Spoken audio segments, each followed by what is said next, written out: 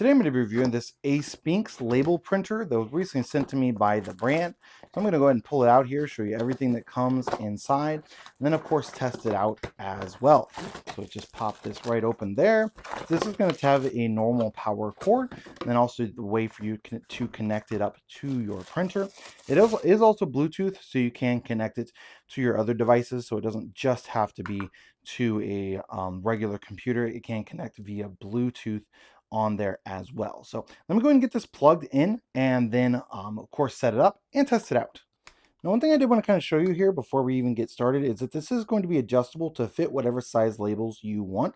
So you can go all of the way down to that. The labels are just going to go fit right through there, or you can separate it as needed. So you can get it to be the exact label size that you have. Now, one thing it does not have is it doesn't have a spot for the labels to sit. So you will kind of have to have space behind it. It would be nice if it came with like a roller or something like that, even just a little tray where the labels could sit in. That would be a nice feature, but it does not come with that. So just something to keep in mind. And then once I get that inside of there, then you can see it's just going to feed right in like that. So I'm just going to go ahead and clip that down. And then now let's go ahead and test out the printing. Now it does typically only come with just a few labels, so you will need to purchase the labels separately. So like this roll here is going to be sold separately. It does come with a few that you can use to kind of test it out. That's going to be in this packaging here. Now, although you can set it up without a computer, it actually is considerably easier to just take that cord and plug it into your computer. That does make it a little bit simpler. I just got a document open here and I just typed a little bit onto it. And then now I connect it up to it. So it should be the PM241BT on there for your printer. And then you should be able to select print. Now, if you don't have it all of the way in, like I showed you at the beginning how to put it in, if you don't have it all the way in, it's not going to print. So you do need to kind of shove it in a little ways to be able to get it to do that. Otherwise, it's going to kick an error here. It's just going to say, you know, print, it wasn't able to print or not, there is no paper or that sort of a deal.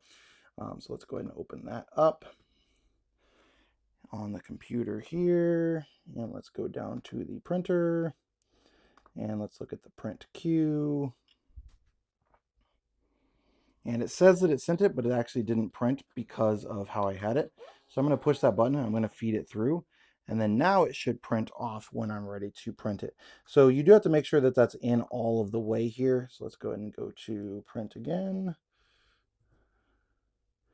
And again, we're on the correct one. I'm going to hit print. And you can see that it just printed it right there. Now, obviously, you're going to want to make sure that you get the correct sizing. I just have it in really, really small print.